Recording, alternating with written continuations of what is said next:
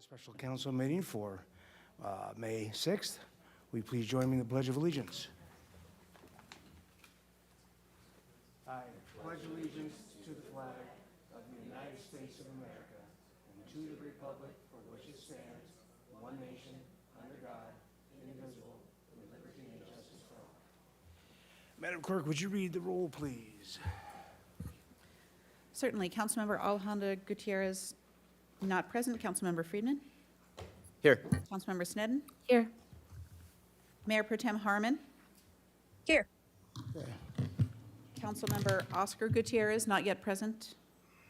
Councilmember Jordan. Here. And Mayor Russ. Here, thank you. And we have an item to read. Item 1, fiscal year 2023 recommended operating and capital budget. Very good, Mr. Bodett. Good morning, Mayor Rouse and members of the council. I'm Rebecca Bjork, City Administrator. I am going to turn our presentation over to my very capable team. And I will say, it makes it a lot easier to do your budget when you steal the budget manager. Mr. Mayor, members of council, good morning.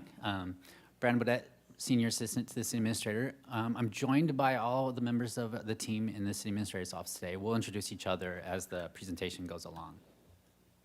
So today, we're just going to give a short department overview. We're going to start to talk about what we've been doing in the City Administrator's office. We'll follow that up with a budget overview. I'll talk about the numbers. Then we'll move to the mayor and council's office and discuss their budget. And we're going to hear a presentation from the Santa Barbara County Office of Arts and Culture today. So the City Administrator's office is now with 3 programs. The Employee Relations Program has been moved out of our department and into the Human Resources Department. We're now comprised of the City Clerk, City TV, and the Administration Program, which also handles public information. So what we do in the administration program is we're busy. We're managing departments, over 1,000 full-time employees. We coordinate legislative advocacy in addition to coordinating updates to the legislative platform. We're often the lead on interdepartmental projects. And of course, we're busy every week with agenda management. We're a relatively new team, but we've been busy since January. We've completed the electoral redistricting process. We've done some renewals to business improvement districts. Downtown and Old Town have been completed, and we're in the middle of doing the T-bid, which will have a new start date of July 1st to align with our fiscal years.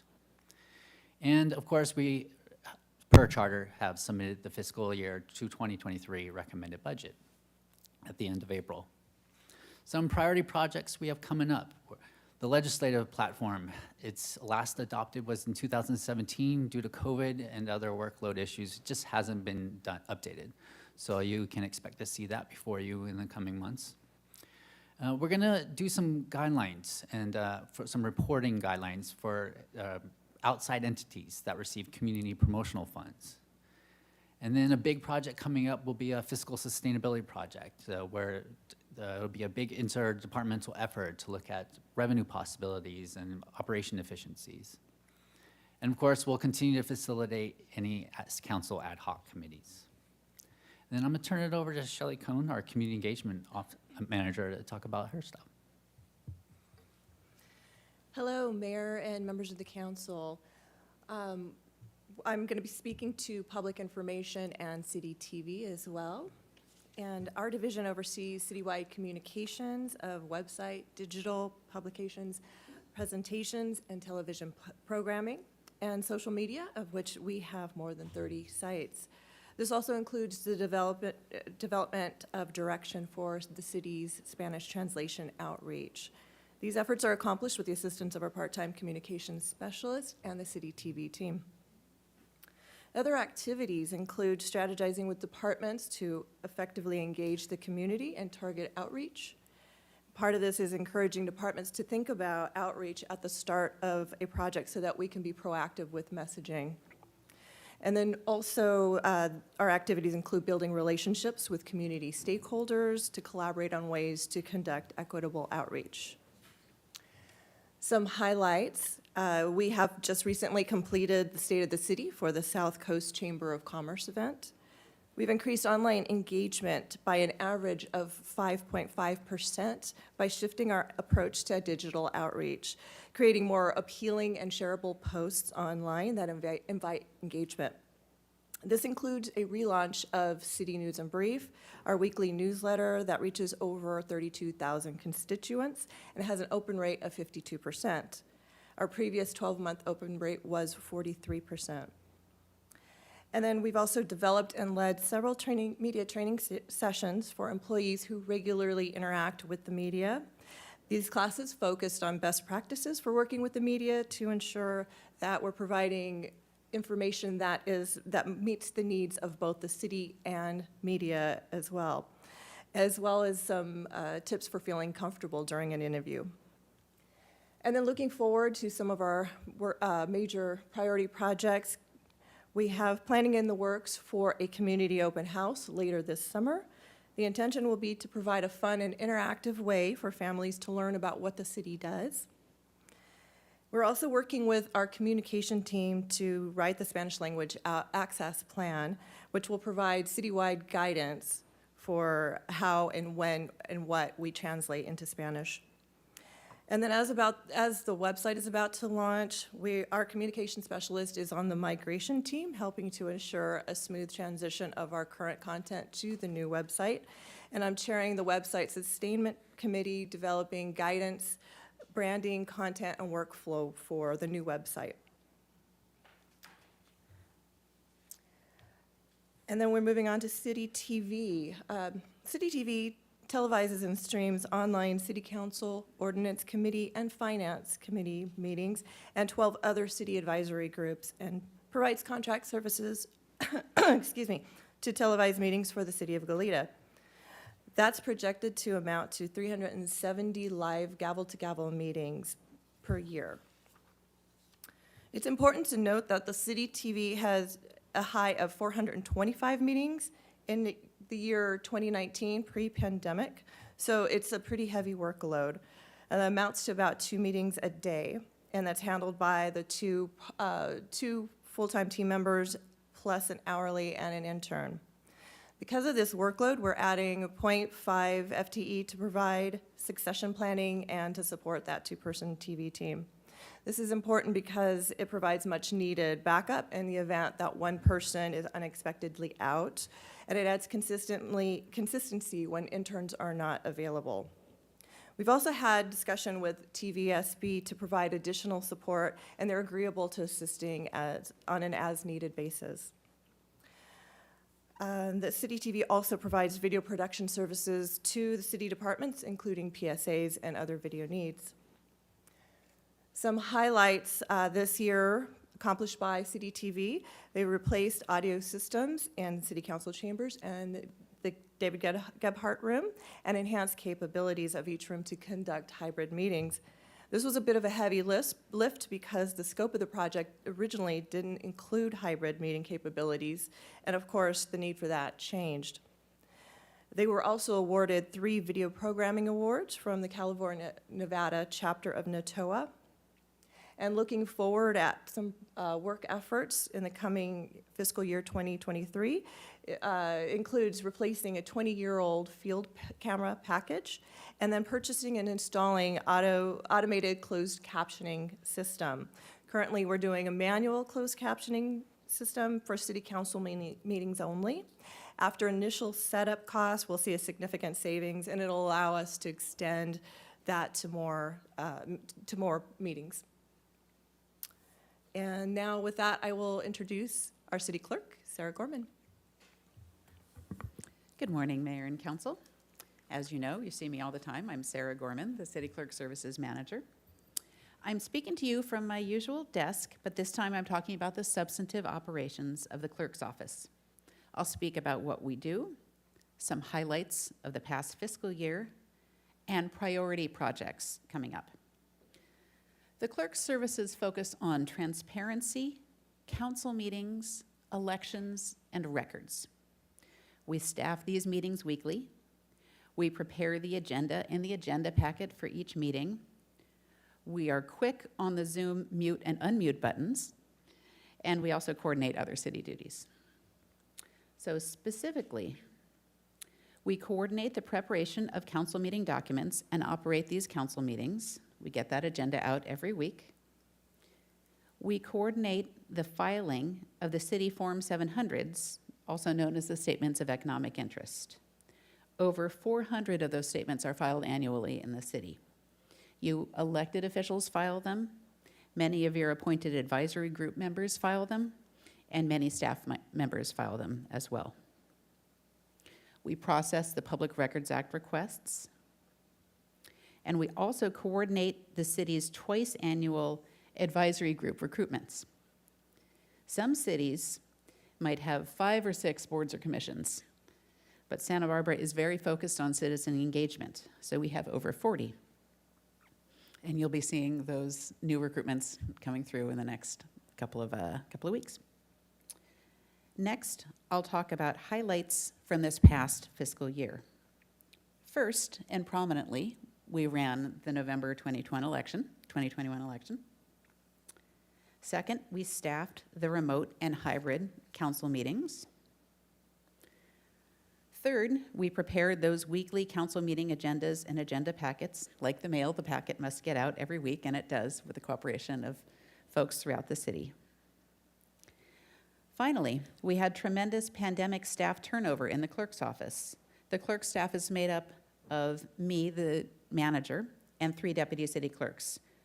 We hired all 3 new deputy city clerks within 2 months this fall, and they've been training in the array of clerk duties. You've seen them up here on the dais. They're learning so much and they're excelling. So last, I'll talk about our priority projects for next year. We'll work on an update to the municipal code, and we'll complete the preparation of council meeting minutes from the pandemic staffing shortage. You've seen a tremendous amount of minutes pass through your agenda packets in the past few months, and we're close to caught up. So that's the end of my brief presentation, and now I will send it back to Mr. Bodett. All right, thank you. So we're going to move on to the numbers now, starting with the revenues. So there's only 2 primary revenues that come into the city administrator's office. The first in the intergovernmental category is the PEG fee, which I'm going to talk about in a second. The interfund charges are city TV services that they cost out to other departments for their services. And going into the bottom there, you'll see the general fund subsidy. So the difference between what revenues our department brings in and what our actual expenditures are, that is the general fund subsidy portion. We're actually going down from the original plan in FY23, and we'll kind of touch on that when we talk about expenditures. So the primary revenue that comes in and affects both the city administrator's office and the mayor and council's office is the PEG fee, the Public Education and Governmental Access Fee. It's a 1% fee that's tacked on to cable bills, and two entities get this fee: the City TV and TV Santa Barbara. So each are receiving approximately $120,000 a year that comes in for their, and this can only be used for capital purposes. In terms of expenditures, so the salary and benefits, we're actually decreasing in '23 from the original plan, and that's primarily due to the fact that we're moving the employee relations program that I talked about out of the city administrator's office and into human resources.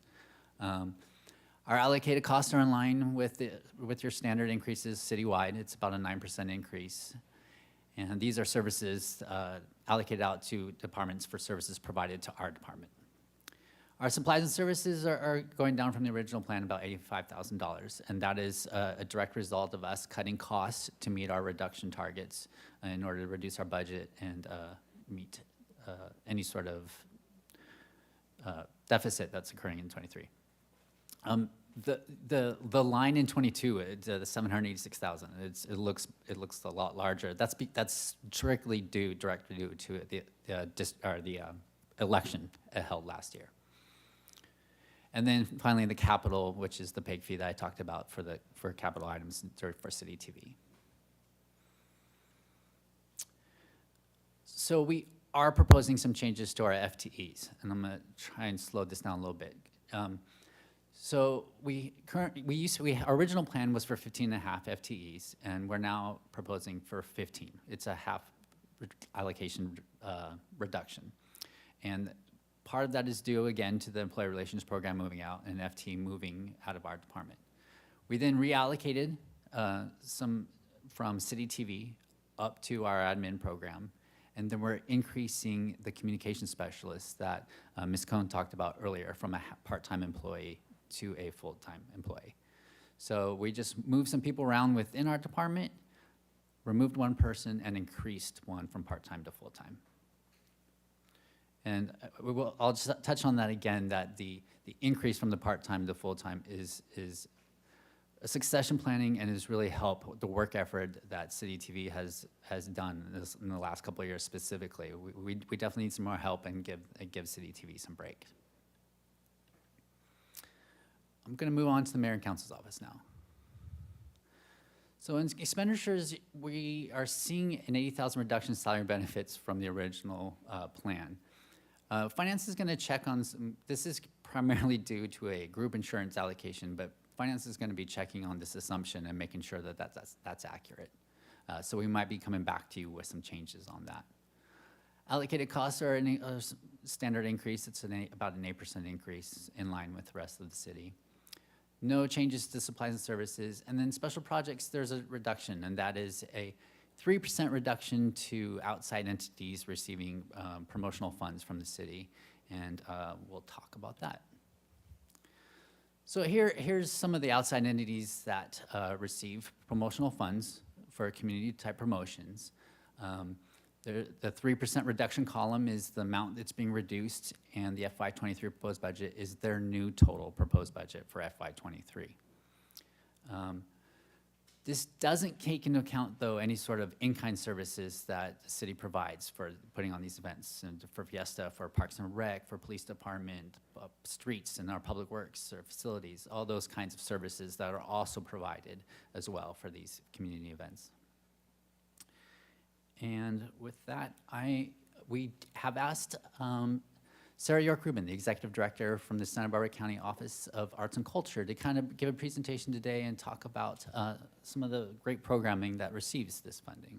And Mayor and Council, I believe you know this, but for anyone who may be watching, we contract with the County Office in Arts and Culture to act as our arm of Arts and Culture. So Sarah is effectively working for us. Just wanted to clarify, so she's basically a contract employee for us. Good morning, Mayor Rouse and members of council. Turn this on. There we go. Good morning, Mayor Rouse and members of council. First, thank you for your continued support of the arts. I appreciate the opportunity to share in person highlights and updates about the tremendous work of our arts and culture sector, which is supported by the city, as well as new goals and opportunities as we all work together into the future. Next slide, please. Through the city-county partnership, the Office of Arts and Culture facilitates city arts initiatives, such as producing art on State Street, curating City Hall Gallery, and maintaining public art. State Street sculpture pads continue to offer an engaging opportunity to experience downtown. Pianos on State is always highly anticipated, and 2021 marked the program's 12th year. This spring, our office worked with environment makers and artist team and 6 local schools and Santa Barbara Unified School District to create Sunflowers on State. This collaborative local arts project made national news and was featured in Travel and Leisure. City Hall Gallery continues to provide an accessible space to showcase community voices and emerging artists. Walking into council chambers, we see our newest exhibition highlighting Goldie, a young artist celebrating the Black experience in contemporary American culture. The first exhibit this year displayed over 50 pieces by the Santa Barbara Abstract Arts Collective, celebrating the healing powers of art. Last month, our office led conservation efforts on the Chromatic Gate so that it continued to be a beautiful destination and social media magnet for years to come. Next slide, please. With the city's support, the organizational development, community arts, and events and festivals grants have helped to galvanize Santa Barbara as we emerge from COVID shutdowns. In 2022, 39 local organizations received funding through city cultural arts grants. In addition to supporting resilience, these grants create new opportunities for residents and visitors to experience, enjoy, and express themselves in Santa Barbara.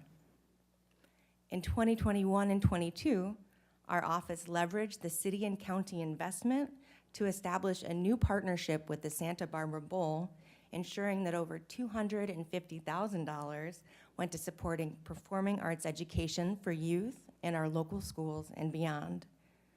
As an extension of the disaster preparedness grant we received, we're working with E. Madanari Chalk Festival to host the state's largest convening of emergency preparedness professionals at an art event. This experiential model is the first of its kind. Next slide, please. The Poet Laureate program is a testament to the city's standing commitment to empowering civic voices. We produce this program in partnership with the Santa Barbara Public Library. Current laureate Emma Trellis just completed the first year of her term. She's already made a big mark with the Mission Poetry Series and the Latinx Emerging Authors Poetry Books. We're very excited to introduce our inaugural Youth Poet Laureate, Madeline Miller, from San Marcos High School, and she will join Youth Poet Ambassador Kundai Chikawero. They will create new platforms for youth to express their voices and visions for our future. I'm actually very excited to return to council soon, hopefully, maybe at public comment, with Madeline and Kundai so that you can hear them for yourselves. Next slide, please. Now I'm happy to share some more about what to expect next year. One of the main priorities will be to help facilitate the City Arts Advisory Committee, City Community Events and Festivals Committee, and community partners in the development of cultural planning recommendations to bring back to council. Utilizing data and dialogue, the committees will identify ways to support the Santa Barbara community to create, innovate, and thrive. Staff is also working with the committees to evaluate and update the grant-making process to help ensure equitable access to resources and create new platforms for historically underrepresented communities to share their voices and cultures. Next slide, please. This fall, we begin data collection with the Bureau of Economic Analysis to assess the economic impact of 123 arts and culture organizations in the city of Santa Barbara. This includes ways that arts can continue to enhance tourism, vitalize commercial corridors, and identify opportunities for growth.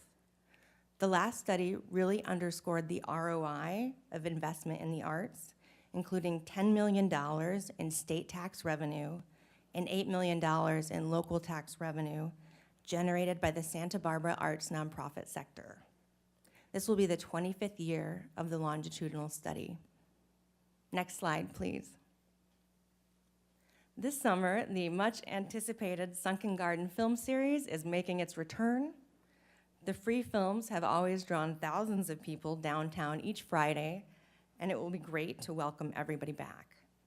The theme is still a surprise, but I promise there are some classics in the lineup. We will also begin the search for the next City Poet Laureate in partnership with the Santa Barbara Public Library. The city's 10th laureate will continue bringing artistic voices to civic dialogue and mark the 20th year of this successful program. And this leads to what I consider to be my most exciting news, which is our expanding partnership with the Santa Barbara Public Library. The library's significant efforts to elevate literacy, poetry, and the spoken word are a pillar of our cultural community. We look forward to working together to share resources and develop even more ways to uplift Santa Barbara's arts and culture. Next slide, please. In closing, the entire Office of Arts and Culture team would like to acknowledge the efforts of the committee members we work with, community partners, city leaders, and staff throughout many departments who help to make these programs a success. It takes a tremendous amount of cooperative work to safely and successfully produce art programs. I also want to thank council again for your continued support of Santa Barbara's dynamic culture. In addition to funding, your encouragement, presence, and participation in local arts events send a strong message of support and commitment to our entire creative community. Thank you. Thank you. Are there questions from council on this particular segment? Because are we going to divide up into segments, Madam Administrator? How are we going to do this? That's correct. We're doing departments, and we're done with the city Right. administrator and mayor and council budgets. Okay. Questions from council. Do we have any public speakers for this item? We have, Mr. Mayor, we have one person who has logged on. If you do wish to speak on this item, please raise your hand. And I'm not seeing a raised hand. Okay, thank you very much. Comment? If not, we'll go on to the next section. Well, there we go. That was the magic word. Ms. Sneddon. Thank you, Mayor Rouse, and really, thank you. I mean, this is for the arts and keeping that forefront in the community, and then it's mixed in with the administrative budget and the council office, and I just wanted to make a comment that I know we don't have it in the budget right now, but to keep it in mind that having interns for the council office, if there's any way in the future, that just to keep that on the list of things that we'd love to bring back to sort of get that started in the community benefit. Mayor and council member Sneddon, we have been luckily able to restore your travel budget this year, and that has sometimes been used by some of you in the past for interns. That is excellent news. Thank you. Thank you. And my daughter participated in the Sunflowers on State, and that with integrated with the Van Gogh exhibit, which I know was not part of it, but it was just, it was a wonderful experience. Thank you. Mr. Friedman. I'll just be brief. I want to thank all of our staff, and good to see you again, Ms. York Rubin. Always going back to our county days, appreciate all that the arts are providing, and good news on the interns and the travel budget as well, because I know a lot of us are involved with some larger initiatives that might require travel every now and then as representatives for the council on League of Cities and other types of things. So with that, I don't have any other further comments, but appreciate all the work that staff put into this. City TV in particular, I want to thank Tony and your crew for all that you do to make these meetings accessible to the public, so thank you. Thank you. Mr. Jordan. Thank you, Mr. Mayor. I'd just like to talk about the, I guess what we call the mayor and council's discretionary money. That's slide 16. And so it's a little bit inside baseball, since I think we've had some conversations on collective bargaining discussions where we actually are talking about the budget as a whole and just what's going on in the city, and I don't really think it's explained well out in public yet. But that page represents just a little over $2 million of discretionary funding, and I'll just say that I'm uncomfortable with that amount of money being moved from the general fund and the pressures on the general fund without further discussion. And so I'd like to suggest two things, and I'll take the hit on the first one. I'm ready to do that, and that's that we reduce Visit Santa Barbara's allotment to $1 million. I think that is still a significant amount of money in the scheme of things for them. It still represents a significant investment on the part of the city, and certainly in compared to just talking about $300,000 and some reduction.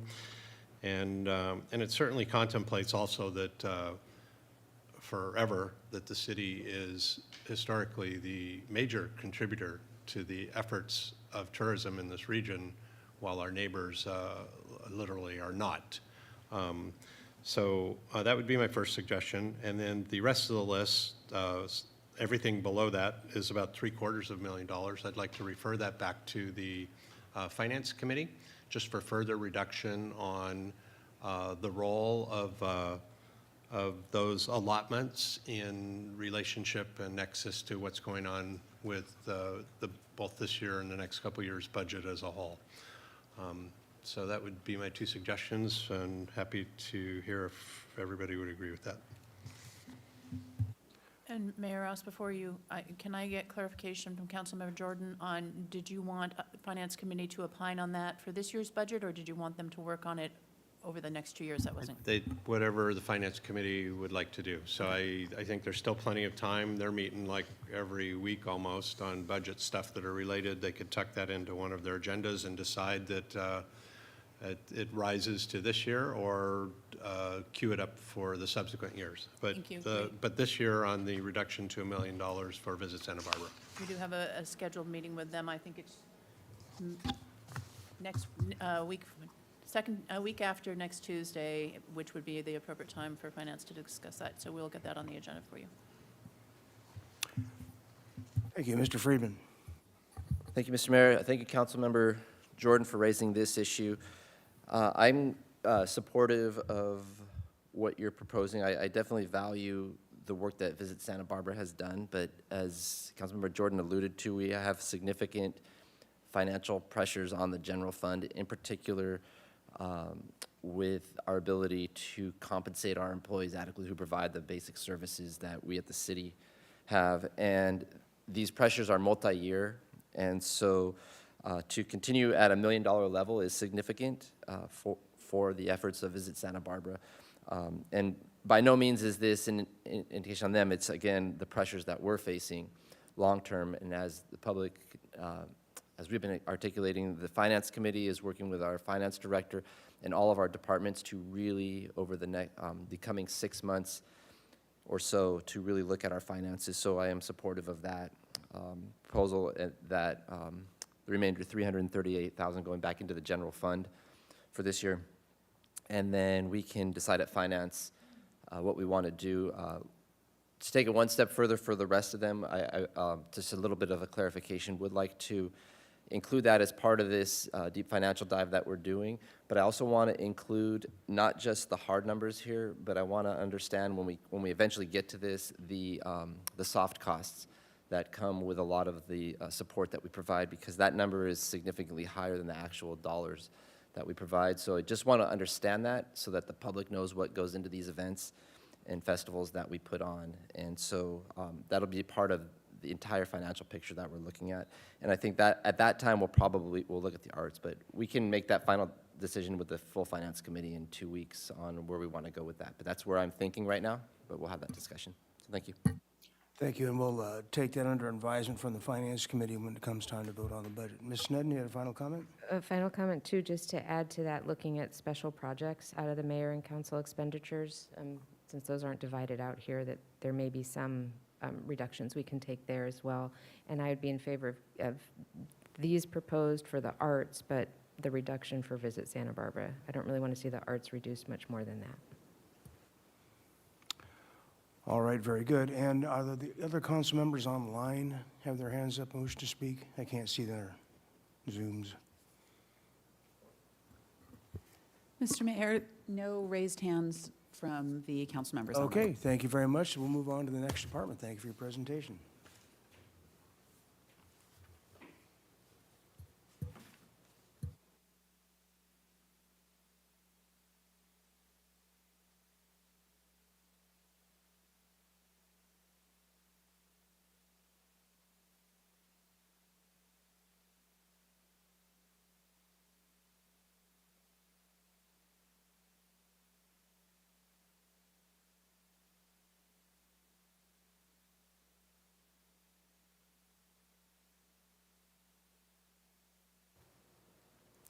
All right, very good. This is the Human Resources section.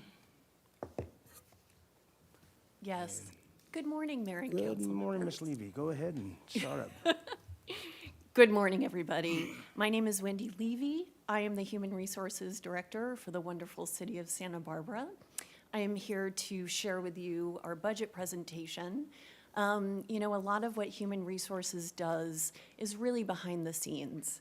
We do transactional things, we do analytical things, we do legal things, we do problem-solving things. We do a lot of emotional things, and it's really hard work, but I'm really proud of the work we do, and I'm really happy to share some of those things with us. Next slide, please. This is our human resources team. I'm not sure if you are aware of everybody who takes care of the 1,070 FTE and hundreds of hourly staff that the city employs. These are some of the hardest working folks I have ever met. They are dedicated, and with every transaction and with every employee interaction, they are compassionate and caring. And so I'm really proud of the people that I work next to and my team, and just wanted to share their faces so that when you see them walking around, you will know that they are part of the human resources team. Next slide, please. A little bit of our budget presentation outline. We're going to go over our department, do an overview in our org chart, talk about some performance measures, talk about life after COVID, do a budget overview and some of those budgetary impacts, and then what we have planned moving forward into 2023. Next slide, please. And so the human resources overview. Everything that we take on in human resources, and there's a lot, we maintain our mission, which is through strategic partnerships and collaboration with departments and the public, human resources develops and delivers programs and services to support and strengthen the city's workforce to deliver the highest standard of service to the public. Key to these words are support and strengthen. I think it's really important that we do embrace those terms. Our goal is really to improve every employee's experience. And I think we strive to and achieve that most of the time. Next slide, please. So here in a nutshell is what we do. We really take care of employees throughout the life cycle of their employment with us. We're constantly looking for new and innovative ways to meet their needs, be it through our benefits programs, which are quite comprehensive. And we provide a lot of benefits for them, not only health benefits, leave benefits, and we're always looking at new ways to improve that experience. Our employee services, such as recruitment, comp and class, performance management, training, employee and labor relations. We are really a full-service HR department, and with a staff of 10, our workloads are high, but we really work to do our best to provide those services.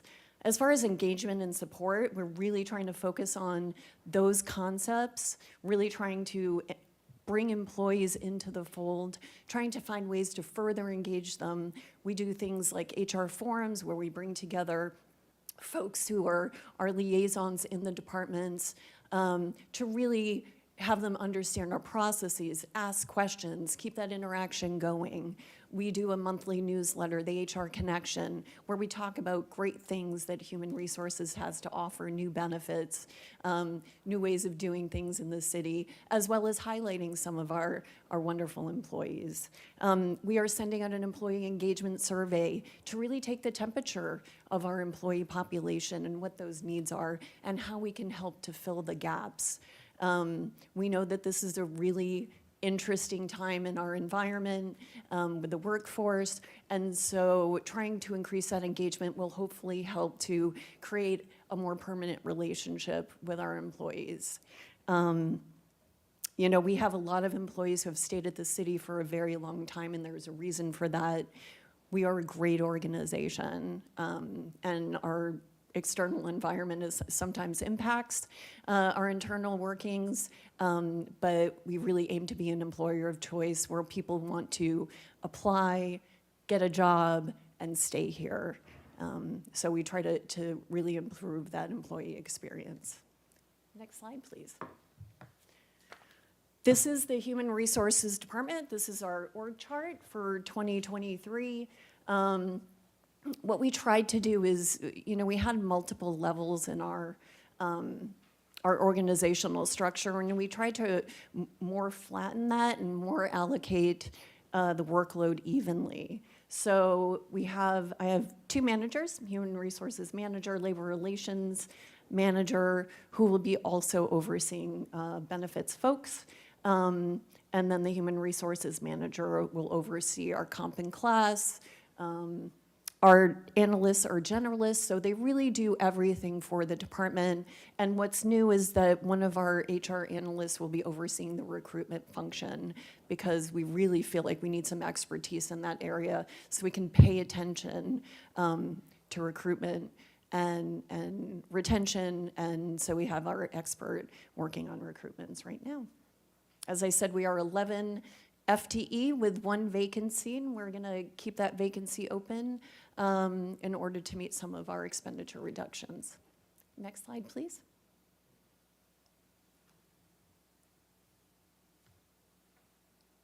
And I'll turn it over to Graciela Reynoso, who will share with you some of our great accomplishments and some of our key data. Thank you. As Wendy says, my name's Graciela Reynoso, and I'm the Human Resources Manager.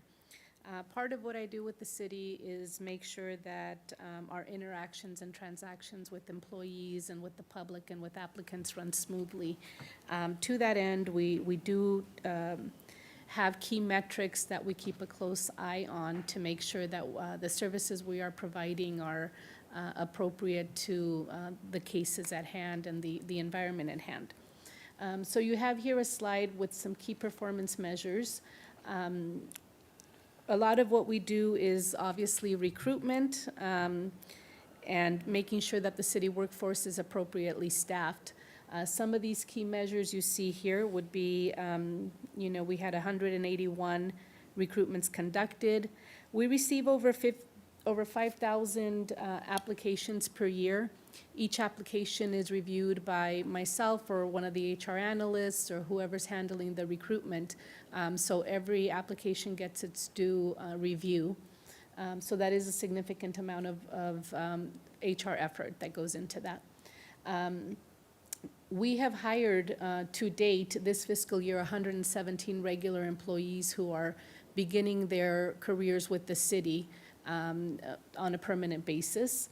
We've hired over 211 hourly employees to staff our seasonal positions.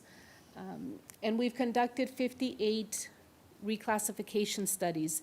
Those are studies that HR undertakes when there is a position that may be classed incorrectly, so that we assure that the duties performed are properly compensated, and the incumbent, if it's a filled position, that the incumbent is being, tasked appropriately with duties that fall within that job classification.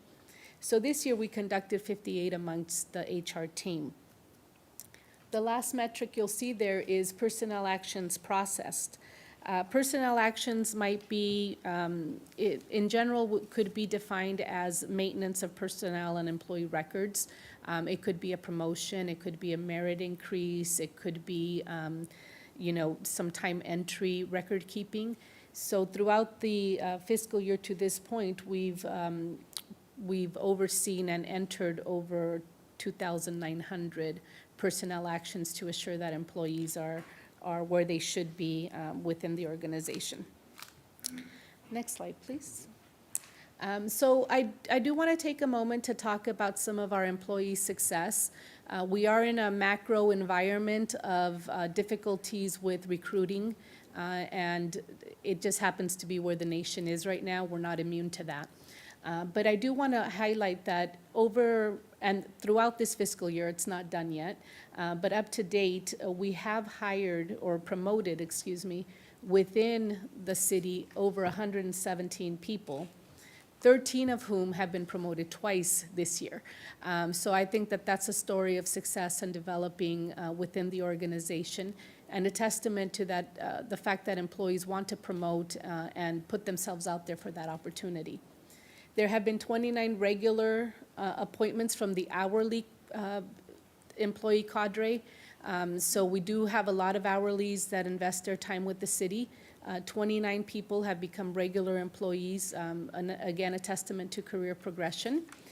And a really nice statistic that we came across, which is that 46 employees have been rehired.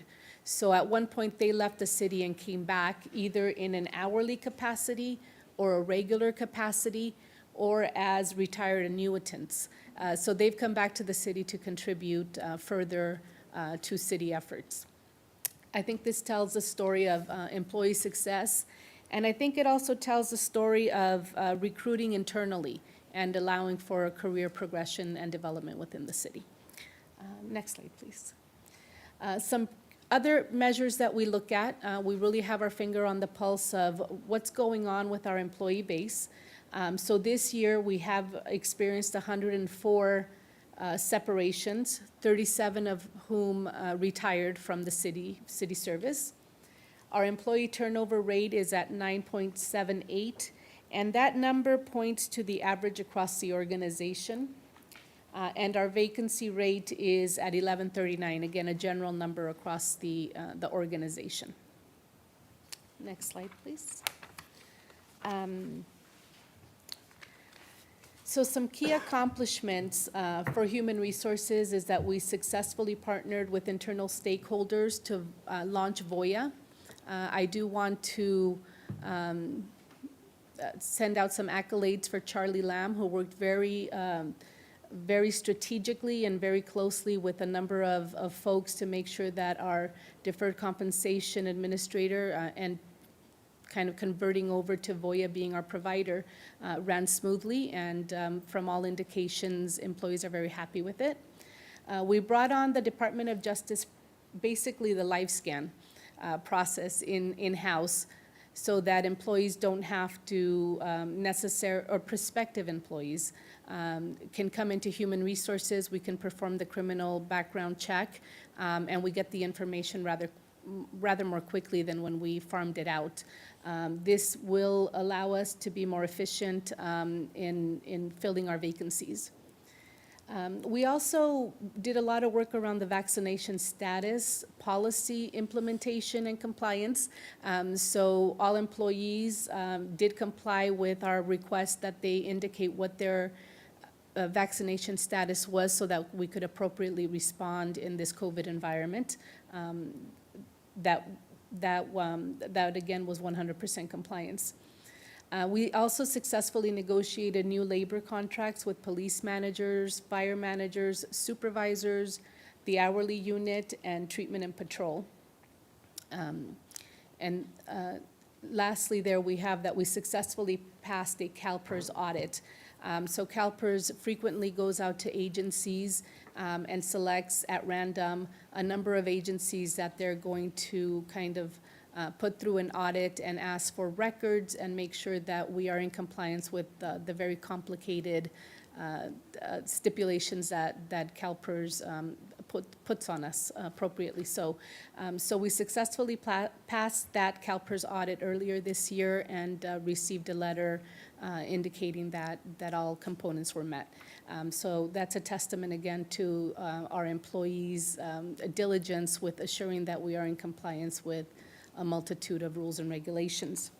I also want to point out something that's not on this slide, and that's that until we are now, when we've passed over to Shelley Cohn, who presented earlier, out of HR, we were running the Spanish cadre and put together a framework with our employees who wanted to be in the cadre to make sure that we had timely and accurate translations. And that really kicked off in March when the pandemic, came out in full force, and we needed to conduct translations related to business opportunities and a new public safety regulations and all of that. So we are passing that on to Shelley Cohn, and we'll continue to, from an HR perspective, make sure that people are qualified to form part of the cadre, because there is special pay that's associated with that, and so that is a qualification process. So those are some of our key accomplishments for the year. Thank you. I'm sorry, I'll pass that over to Sam.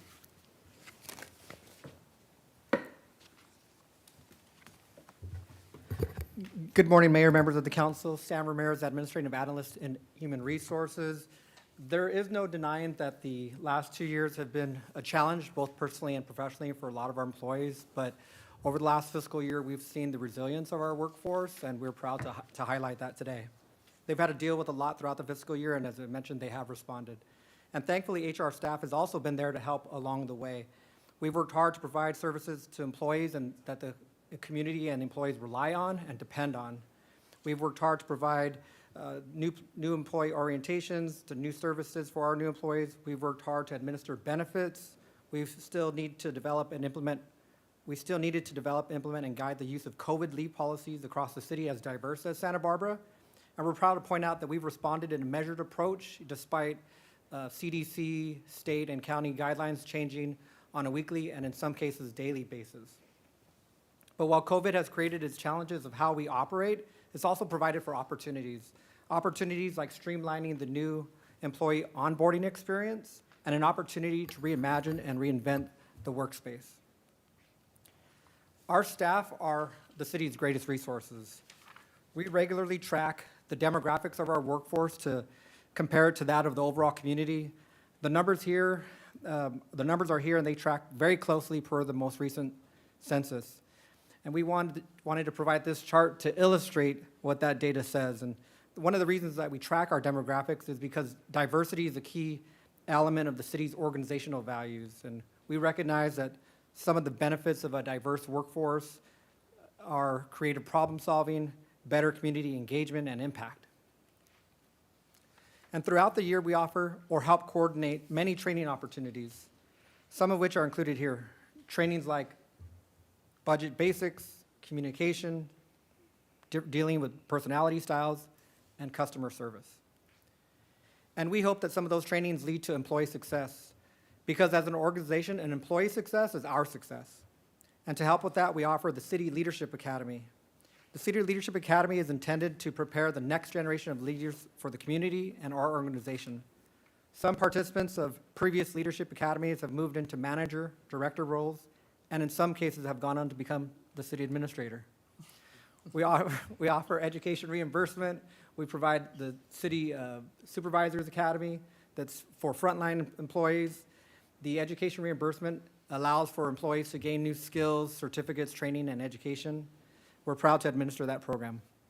And lastly, we want to point out that the city has former hourly employees that are now in supervisor and manager roles.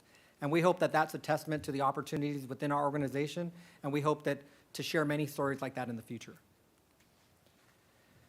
But like anyone will tell you, sometimes you can't do it alone. And so when there's opportunities to partner, Human Resources does that. And that partnership includes partnering with the Santa Barbara City College Career Skills Institute, working with regional agencies to develop a diversity, equity, and inclusion, a DEI framework. And we're also working to develop a comprehensive training program for, as Ms. Gorman mentioned, all of our boards and commissions. And as you heard 2 weeks ago, we also partnered on a child care study with the City of Goleta and the United Way. I will now turn it over to Diego Martin, a finance analyst, to provide you the budget numbers. Good morning, Mayor Rouse, council members. My name is Diego Martin, an analyst working with the HR team. I'm going to be walk you through some of the numbers here this morning. So here is a table that summarizes our budget proposal for fiscal year 2023. A couple things to point out here. As you can see, there's a little bit of an increase in salaries and benefits in 23 as compared to 22. A little bit of a technical, even though there's the same number of positions, I think a little bit of a technical explanation, but as you might remember in 22, as a city, we implemented budget reductions of about $4 million across the kind of general fund departments. The HR share of that was about $81,000, of which we, nearly all of it was achieved through salary savings, specifically leaving a technician open vacant for a year. The second kind of main reason for that increase, as you see throughout the organization, is there's kind of regular increases to salary and benefits, either through negotiations or kind of regular step increases for particular employees. The second thing I would point out on this slide is a reduction in the supplies and services line. The main reason for that is HR managed the COVID testing program for our employees, and that was in FY22 almost $435,000, which is kind of one-time in nature and we won't be asking for that same amount again in '23. Going on to the next slide. So again, there's going to be some additional reductions in '23, not as much as in '22, thankfully. So it's about $1 million, I believe, for general fund departments. Our share is about $13,000, and we'll achieve this through some salaries and benefit savings, leaving that technician position open for a little while longer, and also through some reductions in a variety of particular accounts, for example, advertising, printing, training, equipment. Small reductions, but some that total up to $6,000 for next year. We are asking for one fee change. As you may know, the city has long offered fingerprint and background check services for our community, which has historically been administered by the police department. And my understanding, because of certain operational and staffing decisions, PD is rolling back certain types of background check services to the public, particularly for pre-employment services. I think as a staff, we thought that this was still an important service to offer, and HR decided to step up, get some more employees trained for that service, acquire equipment, and we will begin offering those services at the start of the new fiscal year. We modeled our fee, just basically copied the police fee for what they charge. And I would note that in addition to the fees you see before you, there are state and federal fees that we collect and pass through to those agencies. At this point, I will pass it along to Ms. Levy for our proposed staffing changes. Thank you. Thank you, Diego. Some of the proposed staffing changes that we talked about in the earlier slide, in order to more properly identify the work being performed by the people in my department, we are reclassifying a human resources assistant to a human resources analyst one, and that position will really be hyper-focused on data. We have a real need to analyze, retention, what our attrition is, and it's really a need right now as we focus on what our vacancy rates are. And so very excited for that position.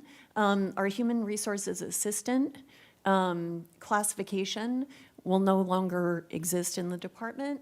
We have reclassified that to a human resources technician to better meet the needs of the department and really better serve the department as we move forward to a more modern HR department.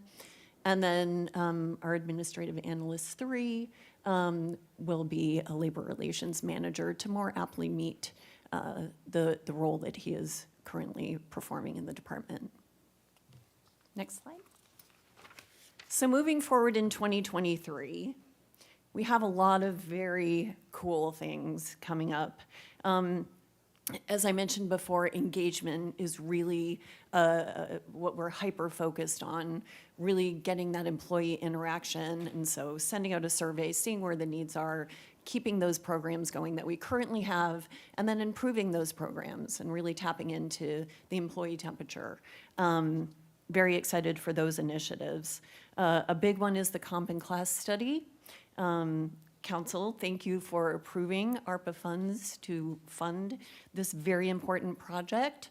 I feel like a broken record as I talk about this. The city has not done a citywide comprehensive study of classification and compensation since 1991. So this is a huge need with over 800 active and inactive classifications. It's really important to identify the work employees are performing, create those distinguishing characteristics and level cutters that are so needed, and then provide really a baseline for our salary structure, creating salary ranges. So this will be a huge improvement and really provide clarity to employees for the roles and responsibilities that they are tasked with. So very excited for that. The RFP is currently out. Our next big task in our timeline is to do an assessment of those proposals that we receive, and then we'll be going through a whole vendor selection process contract with the hope that whatever vendor is selected, their assessment and recommendation will be provided to us by early 2024. Very excited for that. Next slide, please. Some of the other things we're working on a daily basis are process improvements. In line with engagement, we have an HR forum coming up next week where we will be showing people who interact with the HR process some of our online forms so that there is greater accessibility and visibility to do their work more easily and in a more streamlined basis. Employee development, another area we really want to focus on is growing our own, creating some type of job shadowing, mentoring relationship for employees. Not that we all have time to do this, but really creating those internal opportunities for all staff to really allow them to reach their potential as they move on in their career with the city. And finally, another very important initiative is IDEA, Inclusion, Diversity, Equity, and Action Initiatives. We have a framework for this. Implementing this will really take us to the next level of bringing awareness of what IDEA means. And so even starting small with creating diverse recruitment panels, interview panels, and really having employees understand and embrace these concepts is somewhere that we're going and focusing on. Next slide, please. And so we started showing you the team members and all our seriousness, and I just want to end with this. Again, this is an amazing group of people, and I really appreciate them. You know, the work we do touches every department, every employee, the public, applicants. It's very important work. We have so many opportunities in HR because we really are the hub of the wheel of the city. And so I just what I want to leave with you is we truly embrace this motto of one city, one team. And I hope that you will use that motto. It's going to be part of our branding, very excited for that. But just to end, I thank you for your support and thank you for allowing me to share our department with you. I open it up to you for any questions. Thank you. Are there questions from council? Ms. Sneddon? Thank you, Mayor Rouse, and thank you for the presentation. I'll start with questions and save comments for later, but the recruitment trends that you have presented there too, what do you think are the biggest impediments to recruitment? I know we're in a national situation, but for our city, what are some of the impediments? Is it salaries, cost of living? It's all of those things. It's salaries, it's inflation, it's the cost of living in this area, you know, and becoming an employer of choice means that people want to apply here, they want to work here, and it's in this economic environment, and especially in light of COVID and the different workspaces, it's difficult to attract people when maybe you're not the highest salary in the area. And then it compounds with the cost of living and housing in the area. We are trying new ways of reinventing that workspace, but it does take time and comfortability. So we're trying, I think the Comp and Class study will help that because it will determine where we are in the market and where we want to go. Thank you. And that also answers the question about retention. Is it the same issues with retention? It is. And then the 11.39% vacancy rate, does that include the positions held open, or is that in addition to the positions held open? It does include the positions, but that is just an average. I do want to say that some of our departments are well over that. So if you take those numbers department by department, for example, our unrepresented managers are at 16% vacancy rate. Our police department is over 15% vacancy rate. So it really depends on the department. On average, we're at 11.3, but that's a point in time. And so it can vary. We've been upwards of 15% in the past year as an average. So we're hopefully rebounding. Yeah, that's a problem. So it'd be interesting to see the departments broken out just internally to sort of compare those departments. And then I really appreciated the demographic slides and how we're comparing with the rest of the city. And I'm interested in the demographics of women as well. Are we do we match the city? You know, we have not necessarily done that, but we can. It's a great add-in to our data collection, so I'd be very interested great in that. idea. Thank you. of course. And then I'll save my comments. Very good. With no other questions, do we have any public speakers for this item, Madam Clerk? No, Mr. Mayor. Okay, very good. And we'll go to comments. Once again, Ms. Sneddon. Thank you, Mayor Rouse. So I'm really glad to see the promotions internally and growing our own. I really do see that as a sign of success.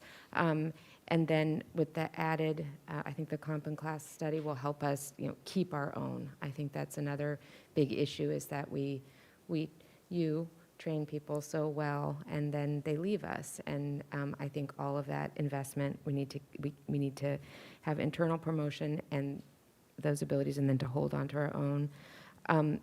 Really thank you for all you've done during COVID times, especially at the beginning when everything was so uncertain and all the adjustments made throughout this entire time. And we're not done yet, but that's, just wanted to thank you for that. And then the DEI work, that I know takes active, proactive training and constant attention. Are you able to get grants for that work?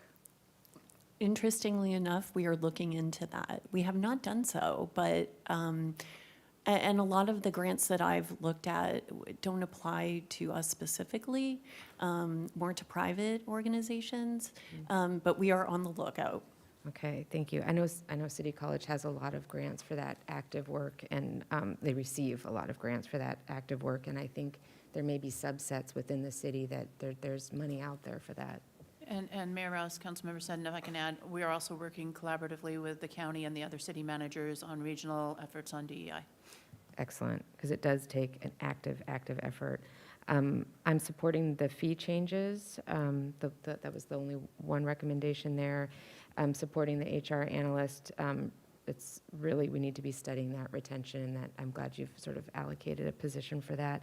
And really looking forward to the comp and class study. I think that's really going to inform all of us on how to take care of our employees.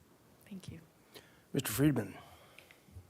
Well, I concur with supporting the recommendations for the fees and staffing changes, and just want to thank all of the HR staff. Ms. Levy, you run a great department, and everyone presented today and your whole staff. I think we see the complexity of the programs that you run and how they support each and every department, and each department is different. And the fact that you passed that Caltrans audit, Caltrans is not easy to work with sometimes in their bureaucracy, so to CalPERS audit. Caltrans too, if you pass, I have no doubt you'd pass that one too. Getting my cows confused there. And just want to say appreciation, and I'm glad we're doing the comp study, because it's 1991 is, how many jobs do we have now that didn't even exist back in 1991? So that are so essential to the city, such as a website. So again, my appreciation to all the work that all of you do, and for the presentation today, and just making our city run and as diverse as possible and matching our city demographics. So thank you. All right, very good. Well, there are no further council comments. We'll move on to the happiest place on earth, the Finance Department.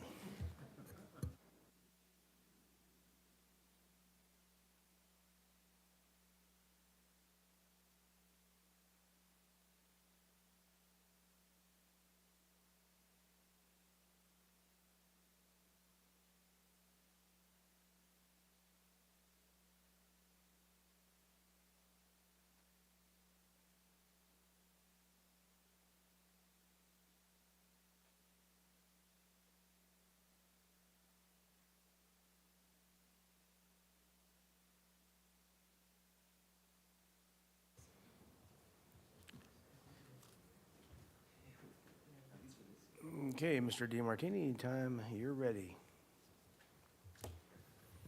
the happiest place on earth. Thank you so much, Honorable Mayor, members of the City Council. My name is Keith DeMartini. I am the city's finance director, and it is my pleasure to present, along with the managers in the finance department, our recommended budget for fiscal year 2023.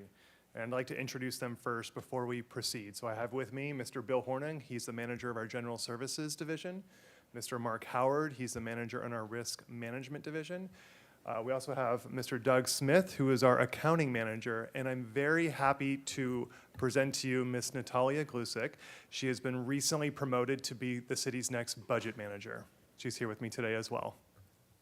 So with that, we will go ahead and jump into our department presentation. We have two funds in the finance department, the general fund and the self-insurance fund. We are going to present a department overview. We'll provide some details about the various programs that we administer and our performance highlights. We'll describe in some detail our priority projects that are currently underway and some that are planned for next fiscal year. We'll provide the high-level budget, revenue, and expenditure overview, talk about our budgetary reductions and the service level impacts associated with them. We do have a number of budget requests before you today, so we'll talk about those. We will also talk about the reserves in the self-insurance fund as well, and then, of course, take any discussion, public comment, and questions that you might have. So first and foremost, here's the makeup of the finance department. We have just under 40 full-time equivalent positions. And I have the esteemed honor and privilege of leading these individuals, and I'm very, very happy to be working with each and every one of them. They're incredibly hardworking, dedicated employees. There are 5 divisions in the department: accounting, budget, general services, treasury, and risk management. Risk management is run in a different fund, the self-insurance fund, which is an internal service fund, which we will describe in some detail later. All the rest of them are funded through the general fund, but really funded through overhead allocations. So we are a service organization. We support every city entity, so every department really pays for us through an overhead allocation. That's how we are funded. You can see that the primary and sort of the largest divisions are treasury, and then followed up by accounting and then general services. Here are 6 operating principles that myself and the management team and the supervisors really keep in mind as we run our day-to-day operations downstairs, but also when thinking about priorities and initiatives that add value to this organization as a whole. First and foremost, we are responsible for a number of systems. We implement new systems, we maintain our financial systems, our procurement systems. Any transaction that has a dollar sign in front of it, there are many, many of them. And we really feel like we are responsible for the integrity of all of those applications, that they run correctly, that they're maintained, that they have accurate data. Speaking of integrity, we think it's our primary responsibility that the information that we produce, that we provide to you, the city council, to the public, to internal staff, that they're accurate, that they're timely, that they make sense. To that end, we have a very high, we believe that the city itself should have a high degree of internal controls. So we have established controls through our systems, through our processes, through our communication, that the integrity of the data should be accurate. We also believe that we have a fiduciary and oversight responsibility of the city's money. It truly is the public's money. It's not our money, it's the public's money.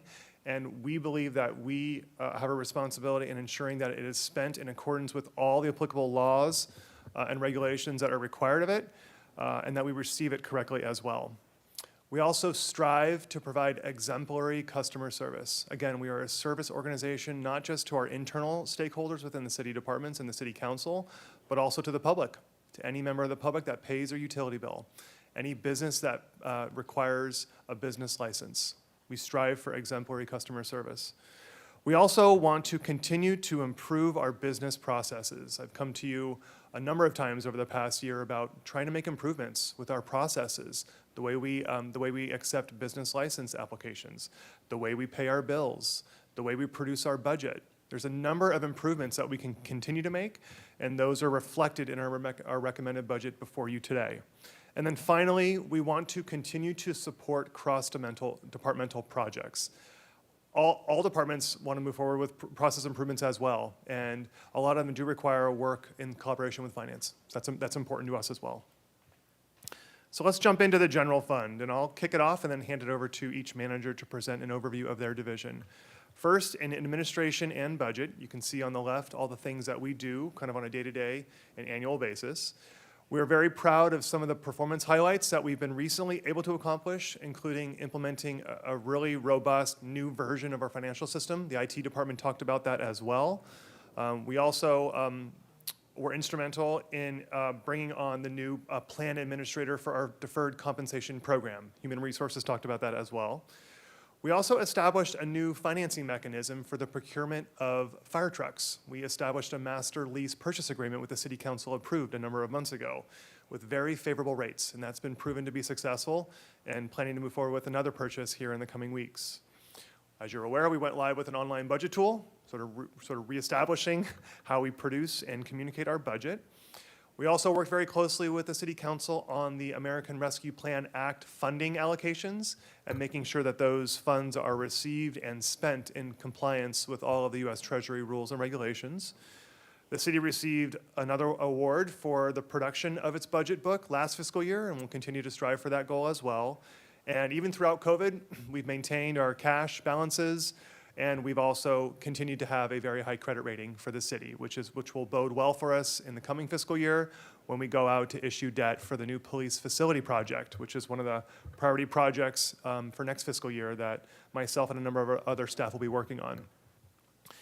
The major priority, really overarching our whole department, is supporting the city administrator and her goal of achieving financial sustainability throughout the entire organization for years to come. So there's a lot of work in that area we're looking forward to working with the Finance Committee and City Council on. We also are working to establish baselines and standardization of how we report city reserves. We've made a lot of progress in that area. There's still more work to be done.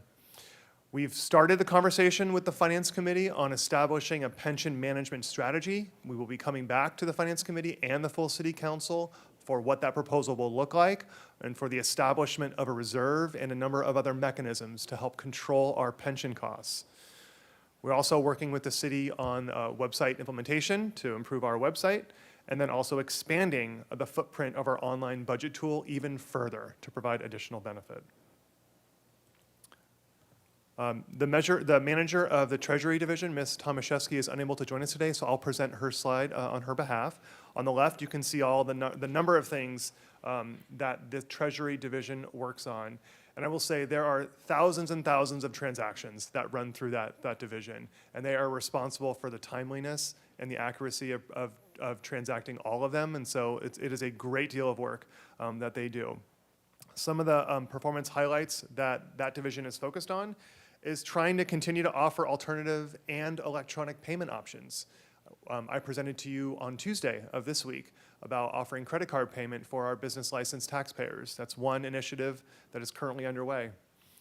We've also been able to offer relief for delinquent business licensed taxpayers and working with them to come up with payment plans or other alternative mechanisms to pay during the challenging time over the past 2 years.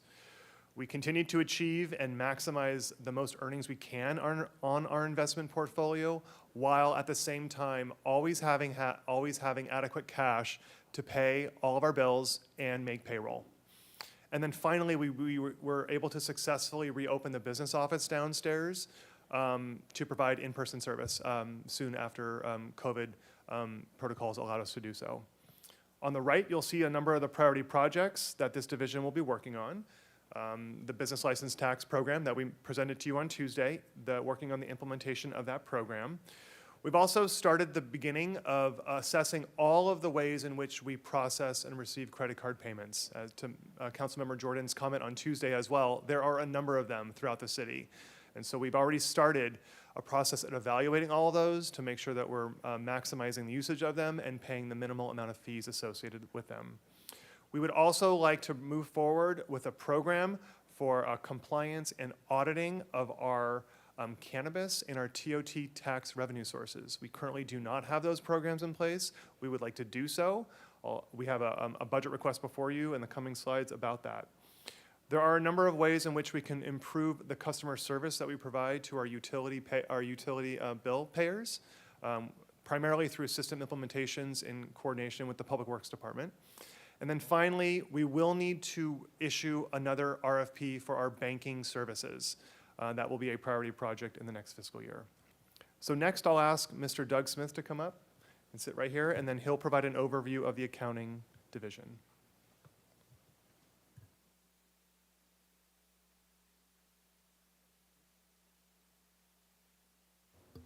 Thank you, Keith.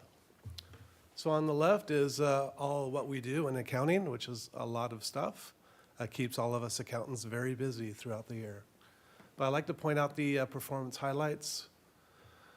We just recently received another GFOA award for our annual comprehensive financial report, which is a big effort from the team and also citywide. We received another clean audit. There were no findings.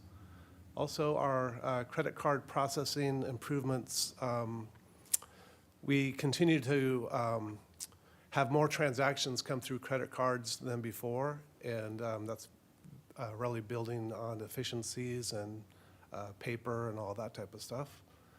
And time card management reporting. Throughout the last year or two, the amount of paper that we used to deal with has really minimized. And it's all electronic, all using the data warehouses to save the electronic files and all that. So that's really really important, and we've saved a lot of trees and continue to move in that direction. Our priority projects going forward is electronic vendor payments and processing streamlining, which is moving towards like also the ACH. We'll be able to pay vendors electronically without waiting on paper checks to be processed, more timely payments to vendors. We'll have a lot happier vendors out from that. 1099 and W-2 year-end reports are transmitted electronically. No longer have to, again, deal with the paper forms of mailing those out and the time that takes to print those out, put them in envelopes, put postage on them, send them out. All that kind of eliminated through the electronic process. And this year we're implementing GASB 87, which is a lease accounting mandate from GASB. And it's a team effort, and it's also citywide. Other departments are involved in recording their leases and accounting for them in a present value terms on the balance sheet. And so that's a big effort this year. And that's my presentation. Thank you very much, Mr. Smith. I'll ask Mr. Horning to come up and give an overview of the General Services Division.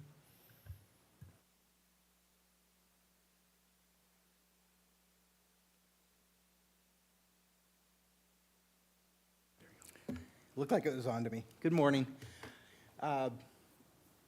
With General Services, we have 3 programs. We oversee the mailroom. We have the central warehouse, and then most departments know us through purchasing. We pretty much touch every department. We're really responsible for the purchasing process, so we're kind of the buffer between departments and the vendor community. So we want to make sure that we perceive that process is fair and open, that businesses have a fair opportunity to win our bids. With the stores, it's really a central warehouse where we store a lot of common use items, and it's during COVID, we ended up storing a lot of masks and PPE kind of items, which was pretty challenging because we're fighting for those things with everybody else. Mail services handles the internal mail as well as our processing external mail. We do have our own mail system. We save, I think it's 5 cents per mail that we process through our system per letter, and a little over $1 for processing certified mail by in-house.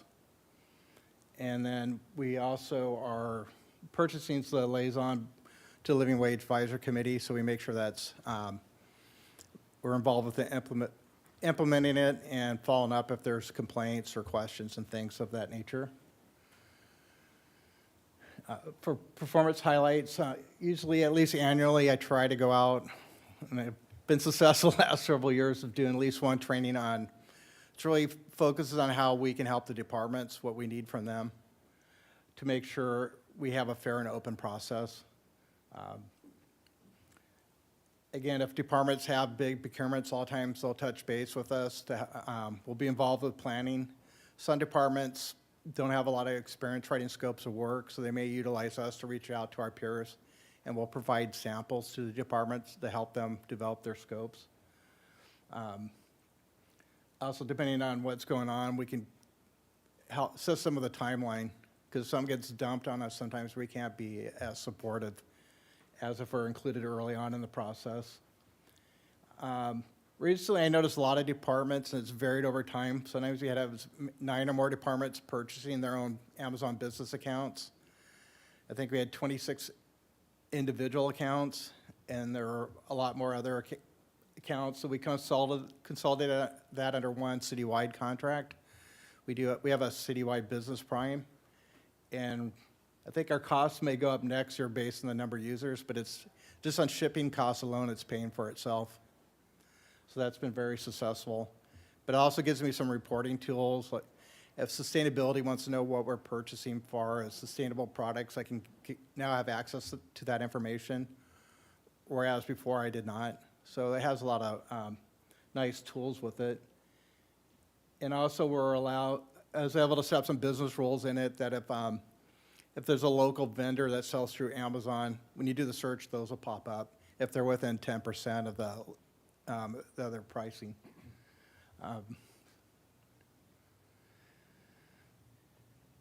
Again, part of our internal controls is purchases go through us. We work very closely with AP. If there's questions on invoices that are submitted, we do some internal audits and spot check things to make sure everything's in compliance with the city's policies and procedures. And our projects for next year is be working with accounting on the ACH, the streamlining of payment process, because that may require us to change our onboarding of vendors, as well as updating some of our forms, our bidding forms.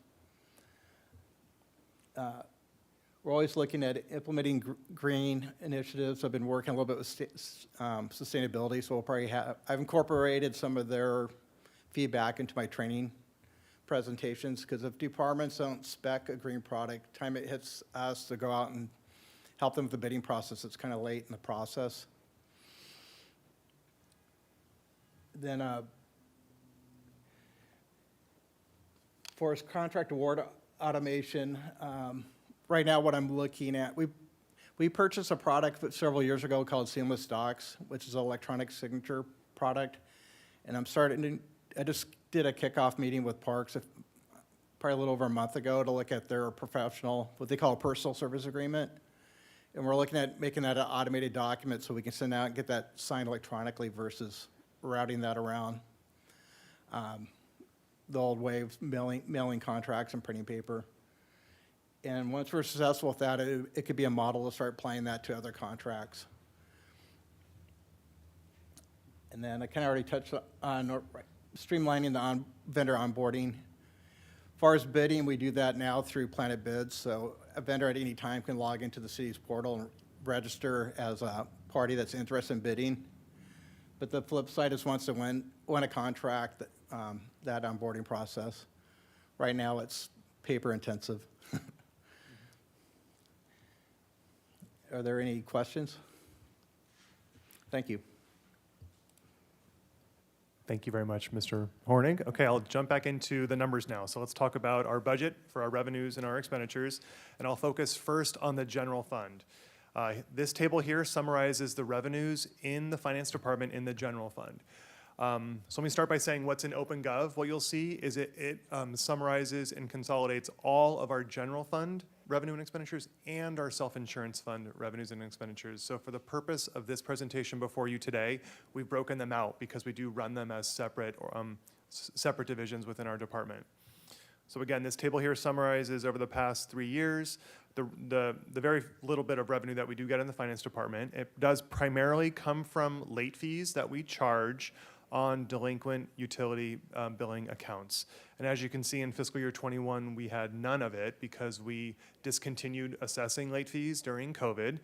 And we have recently started working with other department staff to be able to start establishing this again, now that the California governor has allowed us to do so. And we are planning to reinstate the full budget amount, which is around $350,000 in next fiscal year's budget. That's our primary revenue source in the finance department. You can see we get a little bit of revenue from interest, some permit fee revenue, and then a sheetment revenue, which is really related to unclaimed property that we are able to successfully claim. But that's sort of the overview of the revenue in finance. Moving on to expenditures. I've rounded this to the millions, so it's just a little bit easier to read. Our expenditure budget has gone up just a little bit from fiscal year '21 into '22. And then in fiscal year '23, it's being proposed to go up by just about $1 million, from $6.2 million to $7.2 million. The primary driver of that is increases in our salaries and benefits for our employees, primarily and cost of living adjustment assumptions, as well as pension costs and other healthcare cost increases. We do have a number of contractual obligations in the department. For example, our external auditor or our banking institution that we pay fees for. Those are contractual obligations that some of them go up by an annual CPI indexing assumption, for example. So we don't really have any discretionary control over a number of those contracts, and those cost increases have been built in as well. The department's general fund budget reduction target for fiscal year 2023 was just over $40,000. Staff went through every single line item in our budget, and we came up with additional reductions of just over $113,000. We did that for a number of reasons. One was there were improvements that we're making through implementing some of our system and other process improvements, where we are reducing our materials and paper and toner cartridges and postage budget line items because of that. Also, along with the business license tax program administration, we're able to continue to hold a position vacant for the whole fiscal year. We also found additional savings because we have a number of requests before you, which you'll see in the next slide as well. So we wanted to be able to try and fund those with additional reductions. We will likely experience a very modest level of service level impacts, not very much. We have, again, opened up the business office downstairs, albeit not the full 8 to 5, Monday through Friday, but we are able to serve our customers successfully. There might be some minor delays in processing of billings and tax remittances, but again, not very much. This slide here does summarize 7 requests that we are making in the city administrator's recommended budget before you, and what the cost of those requests are, all of which have been folded into the expenditure budget that is before you today. First and foremost, the online budget tool. Council has already approved of us moving forward with that. We have implemented it. We have included that ongoing cost in fiscal year '23. So I wanted to call it out for you because it's new in the budget, not part of our status quo. We would like to expand the functionality of the city's usage of that tool by implementing a module called the Workforce and Planning tool. What that will do is it will allow department staff to work and develop and build their budgets in this tool in a robust, systematic, repeatable way. Currently, a lot of that is done through hundreds of different spreadsheets and other tools.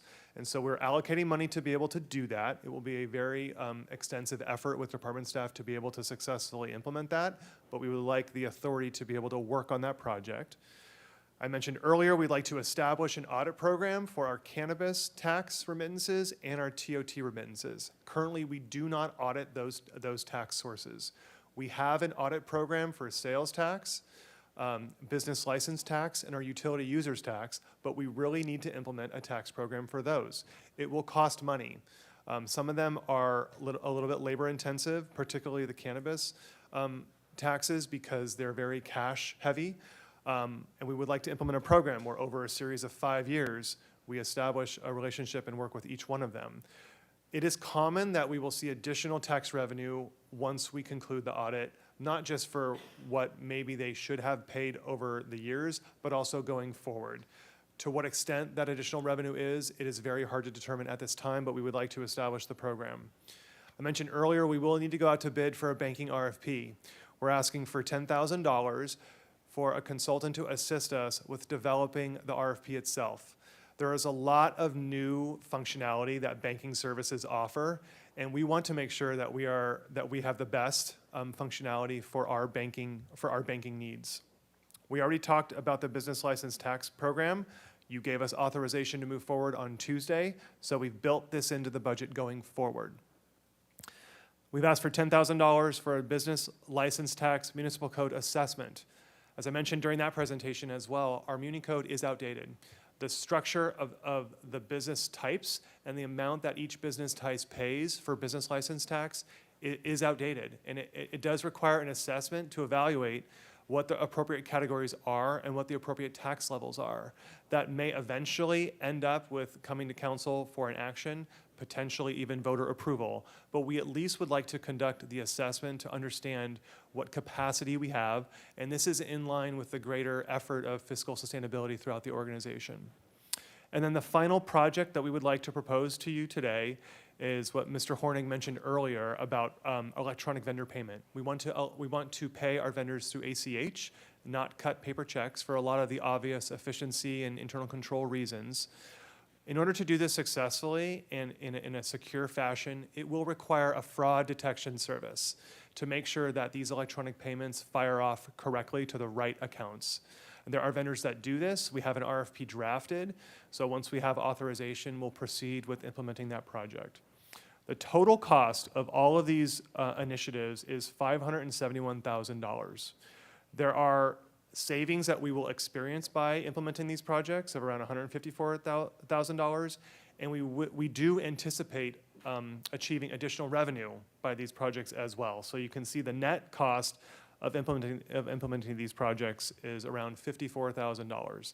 And I will say that over time, I do anticipate that these projects, once implemented fully successfully, will have greater efficiency gains, reduce operating costs, and likely add additional revenue over time.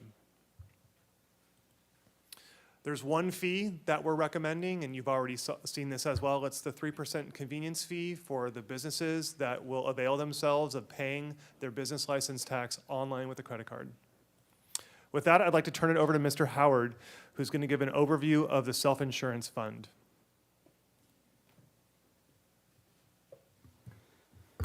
Good morning, Mayor and council members. Mark Howard. I'm going to walk us through the self-insurance fund. As the last speaker of the day, and in the spirit of tomorrow's Kentucky Derby, you are in the stretch run. We're almost done here. So what does the Risk Management Division do? Our primary function is to protect the city's financial assets using the key tenets of risk management for risk assessment, risk transfer, and risk financing. It's a lot of work to be done with our 4 full-time employees. Keeps us rather busy. Next slide. So what do we do? So you're probably very familiar with the main things that we do, administering our claims function for our self-insured components, workers' compensation and general liability. But we also assess all the loss exposures for the city operations, whether it's within any one of the departments, not just finance. And we also purchase insurance to limit our exposures to any one type of loss. So a few performance highlights. So guiding the city's response to the pandemic was a team effort for the Risk Division. We're the ones that created the Continuity of Operations Plan as well as the COVID Prevention Plan. It was a true team effort for the Risk Management Division, but one individual stood out in what was done on behalf of the success of the organization, and that was Julie. She did a great job with that. The next item you see up there is prudent claims handling. Why did we choose the term prudent? Because we want to pay fair and equitable amounts when we owe money to others or our employees. And we need to stand up and say no when we don't owe the money. That's the prudency here. And then finally, it's controlling the insurance costs, and we'll talk about that in a few more slides. Coming up, our priority projects include increasing our internal self-insurance fund reserve funding levels to the actuarially required amounts. Every 2 years, when we create a 2-year budget for the city, we hire an actuary to tell us what the self-insurance fund needs in terms of funding to pay for claims currently and in the future. And our reserve amounts are wholly inadequate for that, according to our actuary. And we'll talk about that in a few more slides. We're continuing to pursue efforts to reduce the number of workers' compensation or industrial injury claims that happen. We'll be doing that with an added emphasis in the coming year. And then 2 software initiatives that we would like to pursue that are efficiencies both internally and externally throughout the organization.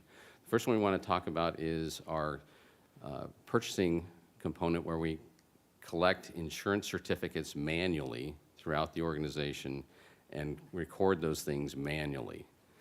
We are looking to do that through an automated software program that would help create efficiencies throughout the organization, not just in our own division. And then the second software program is recently, a few years back, we purchased a software program to operate the city's claims processing. And that software program has not been as efficient or robust as we need. And so we're going to look to options on how we can improve that in the next fiscal year. So before we get into the numbers, I wanted to share something with you about what the challenges that our industry is facing, and you've heard this before. Insurance costs continue to follow a pattern of peaks and valleys, and for this last several years, we've been in the area of the peaks. The insurance industry, especially in the property area, as we're all well aware here in California, follow the losses that you see, and climate change is part of that picture. The extended drought that we've been in has created a wildfire season that seems to go on in perpetuity without any lulls, as you probably heard from the fire folks yesterday. With that comes higher than expected losses that the insurance companies have to pay. And when they see that, they tend to turn to their premium costs and raise those as well. Next slide, please.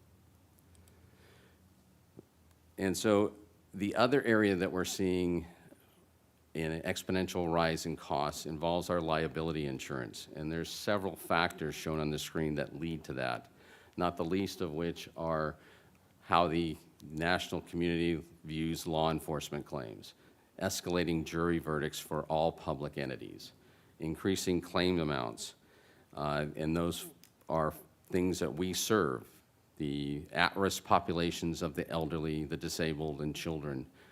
You've probably seen too many of those cases about sexual molestation and abuse.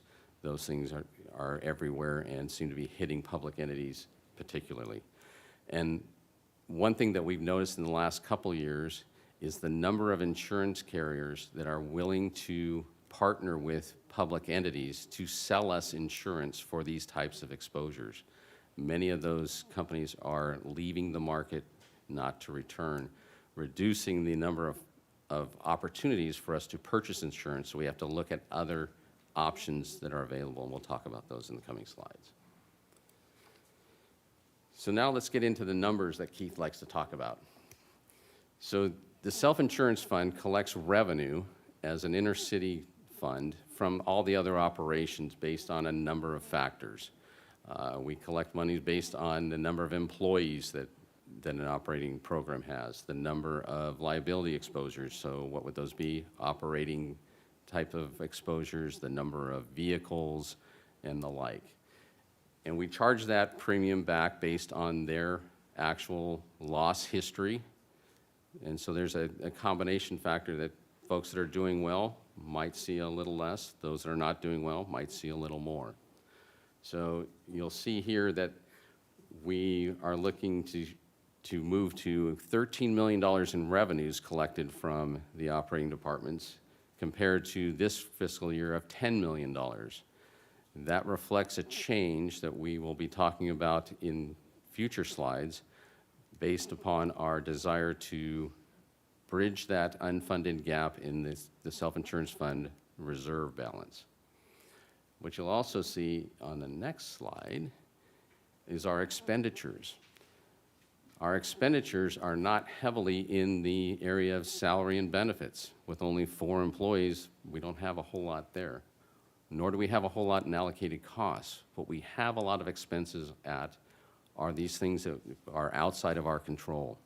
What we were talking about earlier, the insurance premiums, the claims costs, the costs that we're going to pay to people that file a claim during the fiscal year, and other operating expenses. When you compare the numbers from the previous slide on the revenue of $13 million for fiscal '23 and our expenses at $14 million, there is a slight deficit, if you can call $1 million slight. We are estimating what those insurance costs are going to be based on things that may come to pass or may not come to pass in the next month when we renew those insurance policies. And on our next slide, we'll go into some of those for you to see. This is a list of the insurance policies that we purchase on a given fiscal year. We expect moderate increases across the board for those insurance purchases. There's some, when you say a moderate increase, when the existing premium is in the millions of dollars and there's a moderate increase, that means a lot more money is going out in these areas. I want to point out a few things that might be of interest to the council. The first row up there is excess workers' compensation. We have a self-insured retention of $750,000, and if a claim exceeds that, our excess workers' compensation policy will reimburse the city for those costs that exceed $750,000. Excess liability, we have a $1 million self-insured retention.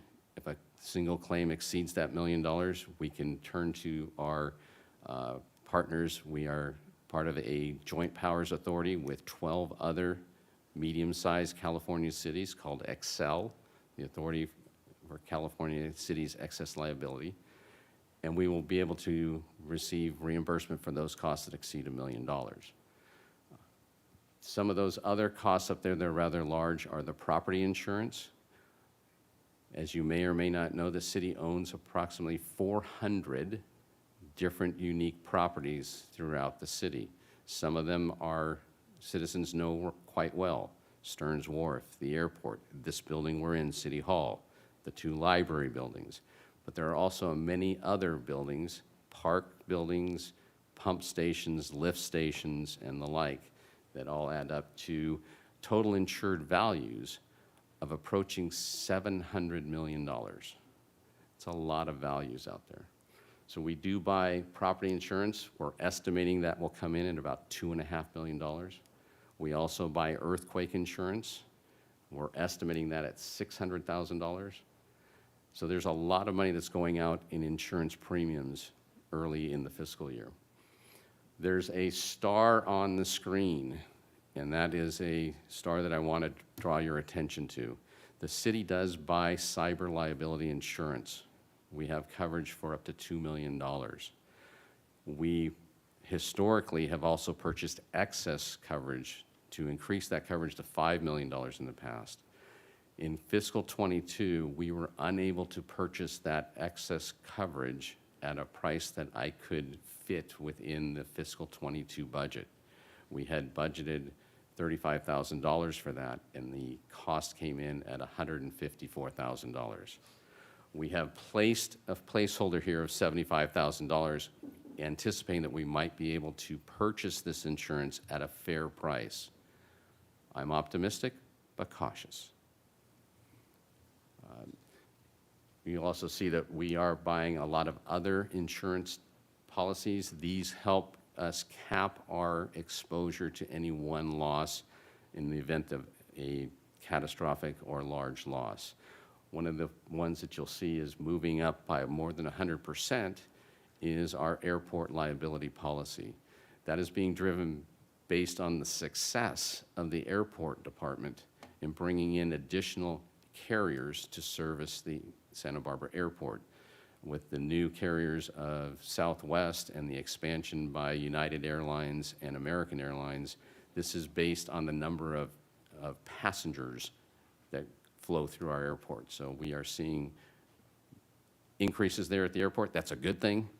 It's also meaning I'm going to spend a little bit more money. Next slide, please. So this graph talks about how we are working with our cash flow. As you can see, this is a 10-year look. It compares what we expect to pay on the workers' compensation and liability claims in each fiscal year compared to the appropriations in each fiscal year to pay those claims. As you look closely at the graph, you'll see that in 7 of the 10 years, the claim expenses exceeded appropriations by a lot. This has required us to periodically dip into what we call our self-insurance fund reserves to end up balancing this budget. And as we look at the very last slide here, this is a look at the self-insurance fund reserve balances going back through fiscal year 10. As you see, back in fiscal year 10, the self-insurance fund reserves were fully funded. But something happened in fiscal year 10 that we're all still probably well aware of, and that was that large economic downturn. And so the city chose to use the excess funding in there to help balance those budgets for the general fund and enterprise funds, a prudent use. But over time, what happened was that at that same time, we had these increased costs for our claims, and such the gap between what the actuary says we should have and what we actually have continues to expand. So last fall, we presented a plan to the Finance Committee to address how we can close the gap. And we have received guidance from the Finance Committee to institute a 9-year plan to help close that gap so that within that 9-year period of time, we should, over time, be back to full funding. So with that, I will entertain any questions. Thank you very much, Mr. Howard. I appreciate that. And if I may, I'll go back to one slide. I neglected to let the council know of one other update. I'm just going to go back to the funding request item slide. This is slide 14. One of the core strategies to be successful in implementing these projects and a number of other citywide projects is a one position reclassification that I want to make sure that you're aware of. We are proposing to reclass a currently vacant administrative support position in the General Services Division and move that position to the Budget Division and have it be reclassed to an Administrative Analyst 3 position. So it's a higher level position. It's a position that will have a great deal of analytical and project management capacity to be able to successfully work on these projects and a number of other projects. And that's not a position that I currently have in the finance department, and it is a needed higher level, higher functioning type position to require to work on these projects. So I just want to make sure the council was aware of that. And with that, we'd be happy to take any questions that you might have. Thank you very much. Okay, back to council for questions. Mr. Jordan? Thank you, Mr. Mayor. Mr. Howard, stay right there. I'll go backwards. Can you just confirm for me? So I'm going to get to, like, I don't see what the self-insurance fund reserve is. That's where I eventually want to go. But year by year, the fiscal year allocation strategy that you charge out to other departments, so to speak, that should be a projection of what your same fiscal year payments out would be. Is that right? Mr. Mayor, Councilman Jordan, that is part of what that should be. So in any given fiscal year, we're going to pay out some monies now, but we'll also pay out monies later for those claims that happened in that current fiscal year. Okay, but you're making those projections too. Yes. And then the 9-year plan is doing that plus recapturing what the deficit, the projected deficit is for maintaining healthy reserves, right? Correct. Okay, and what is our reserve amount right now, and what are we going toward? We are currently just shy of $10 million, and the last actuary report asked us to have 18.4. Okay. I saw the reaction, Mr. Mayor. Councilmember Jordan, if I may just expand on that for a moment. The way that this will be implemented is by increasing the allocations in every single city department as an additional expense that they will incur additionally over the next 9 years. Right. So you're charging them for the fiscal year projection, and you're charging them for a catch-up for the 9 years, and the hope is our projections during those 9 years are pretty close to what the actual are, and so we're not treading water or going backwards. Sure. So following up on that comment, the slide on the screen now does show that change from $10 million in fiscal year 2022 to 13.1 in 2023. That's exactly what Councilman Jordan was talking about. And then, so yesterday or the day before, and then today, we've also talked about catching up to modern times, credit card use about all departments, and so I just do this sometimes enough to be dangerous. I just pretend in my day job. But, you know, the cyber security or network security liability, of course, exponentially rises as we attempt to modernize and become either somebody in the city holds my credit card information every month for my water bill when I pay online. We would be encouraging that to occur more often. And then the whole role of moving towards more ACH payments to banks rather than issuing checks increases that liability. So how do you solve that? I guess is the dumb question, because you start it and you hope, but I mean, so you have these two conflicting situations. One, we want to do more of that because it's more effective, cuts down on staff costs and staff time. And on the other hand, it just exponentially increases the liability. Hub, 15,000 employees, we're also a customer of Kronos. So we lived through this. We didn't get back onto Kronos till April was when we started to trust them. And I suspect somewhere we have managers still doing manual input to catch up on payroll and vacation time and leave time, that kind of thing. So, but how do we protect ourselves adequately that, because you really didn't say it, but I know personally just that it's not so much the loss that is the thing, it's the legal notifications and the legal penalties related with cyber or network protections. So, Councilman Jordan, thank you for that question. One of the things that we do routinely is interface with other departments within the city. We have a very close connection with our IT department and Dennis Diaz out at the police department and their IT. And the real answer to that question is in processes within our own organization to create barriers to not allow these things to happen. And we have a very prolific area in that each of you might have seen some of the know before emails that come out of the IT team to educate everybody. That's the front line. The insurance is much later. Hopefully we never have an episode that we have to access the insurance. That's where we start.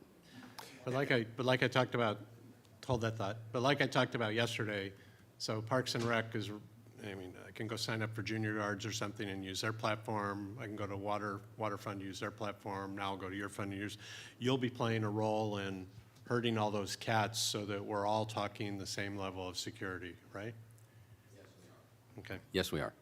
And Mayor Rouse, Councilmember Jordan, yesterday in IT, you heard about a new third-party vendor that we're having that is an additional set of real-time eyes on our transactions, all of our transactions. So that is one of the advantages of having a centralized IT, is that they keep a sight over everything. And as was emphasized by Mr. Howard, I think catching it in real time is so much more efficient and effective. Loss recovery is really last choice. Okay. And Thanks, one last input there, Mr. Jordan. Our partner in this, Beasley Insurance, they send out monthly updates that I pass along to everyone in the organization. So there is a unified effort in this area. Thanks so much. And then, Mr. DiMartini, did I lose your thought, or? No, you didn't. I had an example for you. One of the projects that we're proposing with this paying all of our vendors online through ACH, the fraud detection services, the functionality we're looking into is to actually have that service, that third-party provider, house all of the vendors' banking account and routing information so that the city doesn't actually retain the responsibility of owning that data, which will significantly reduce our liability or potential exposure or eliminate it completely. And does that actually remove the liability? Because I just anecdotally know that, so I have hotel friends who use third-party credit card companies, and my understanding is even if you're using a third-party credit card company to house your customers' private data, if the third-party vendor loses it, the first party, the hotel, is still at fault. I see Mr. Howard nodding at how unfair the world was. But our intent would be obviously to place as much liability on the third party as we can and not on us, right? That is correct. Okay. Then I just had a question on the two audits, the TOT and the cannabis audits. So when you say that, are those internal or external? Again, I don't really know what I'm talking about, but I think we do spot checks on hotels for TOT audits. Does that sound right? We don't audit everybody like a end-of-term work comp or an end-of-term GL audit. We take all the data in, and then we just select a few to go verify. Is that what you're talking about, or are you talking about internal audits? Councilmember Jordan, Honorable Mayor, so what's being proposed before you in the upcoming fiscal year's budget is a more formal, comprehensive audit of every single hotel in Santa Barbara, including short-term rental activity as well, to ensure that we're receiving the TOT that's due to us. It would be on a cycle. For example, once every 5 years, we would hit every single hotel, right? Okay. Currently, yes, we do more of an informal audit on the remittances that we receive on a monthly basis. We review that the information that's provided on the remittance form is correct. It's substantiated with whatever supporting documentation they might give us, which is not necessarily required. We have our frequent communication with the hotel operators, but it is not a formal audit program. Okay. So now we kind of trust and verify a little. This would be trust and verify a lot more, right? That is correct. Okay. Thank you so much. Thank you, Mr. Mayor. Further questions from council? I know Mr. Gutierrez is online. Any public comment for this item? No, Mr. Mayor, no public comment. I actually did have one question before we go to comments. I forgot to ask this. Mr. DeMartini, what role does the finance department have in the bid operation? So we have a bid downtown, there's a proposed bid or a bid oncoming for Coast Village Road, there's more proposed. What is our role in the processing, collections, billing, all those items? Yes, Honorable Mayor, we are responsible for pretty much the administrative work in regards to those assessment districts. So we will bill the assessments, we will collect payment, we will collaborate with the city administrator's office on any annual updates to them that are required, many of which have been before you recently, and working with the businesses that pay those if there's any question. So we are pretty much responsible for the administration of it. Delinquencies as well? Delinquencies as well. All right, very good. All right, thank you. Then we have, are there comments, Mr. Friedman? Thank you, Mr. Mayor. First, I'd like to thank you, Mr. DeMartini, because you taught me a new word today, escapement. So I had to look that one up to fully understand it. But don't challenge me to use it in a sentence, all right? So I just really, again, want to thank our department and all that presented today and your entire department. Share the finance. I'm really impressed with the work that you're doing, and I'm looking forward to working with you and all the departments to really understand our finances over the coming months, because I think going forward we have to do that, look for the efficiencies over time. I think that's what you referenced with the with some of the equipment that we're upgrading is to do efficiencies over time, and we definitely need to not only look for new revenues, but look for where we can have those long-term efficiencies. In particular, I like the online tools that we're using, their transparency for the public. I'm really pleased with the Amazon and grouping that into one account for us, and that we have the 10% pop-up for local vendors, because every year I bring up that the county has a local vendor outreach program that allows a 6%, last time I checked, was a 6% preference for local vendors. So the fact that that's up there so our staff knows about it and we can use it to use local vendors is great, because I think it just circulates back in the economy. And then I do support the funding requests on slide 14. I think those are all appropriate, and again, gets those efficiencies. And in particular, also like the TOT and cannabis audits. So with that, definitely, I don't know what I'm in for over the next coming months and my colleagues on the finance committee, but it's going to be a lot of work, as we've seen. But we've already seen some of the work that we've done with the self-insurance fund, and that we have that plan that came to finance. So those are the types of things I know we can do and are looking forward to doing it. So thank you all. Mr. Jordan?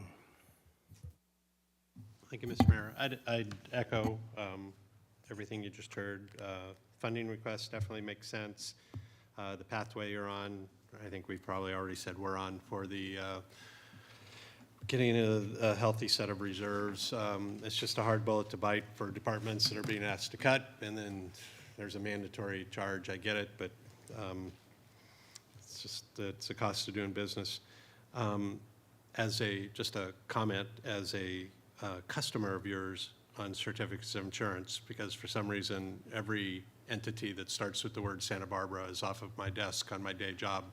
I can tell you that department to department, your results may vary, which is not how it should be. So there's some departments that, you know, they got the attachment, and I know what we got to do and what we got to get to. There's other departments that are just taking a cover sheet certificate and no endorsements, and the limits can be whatever they are. So I think you should definitely, you could probably make the case for having tiers on where the risk is greater or where the risk is lower, but there should be some structure and the same as you look across the city, because it eventually it's the same exposure everywhere, whatever you're doing. And I also agree with the convenience fee. And again, I think I said this the other day, I don't pay a convenience fee at the water department. I'm sure they're absorbing it. I think that should just be as quickly put in place. It's everywhere else I deal with too. I deal with the county a couple times a year. If I want to use a credit card, I pay a convenience fee. If I want to take it right out of the bank, it's free, right? Free. Really great presentation today. Although it's some of this, the usual sobering stuff, but really great presentation. I like the format and agree with everything I've heard. Thanks. All right, and I'd like to thank Mr. DeMartini and his staff. Great presentation. It's probably the most leisure time you've had during business hours and all season long. So with that, we stand adjourned. Thank you.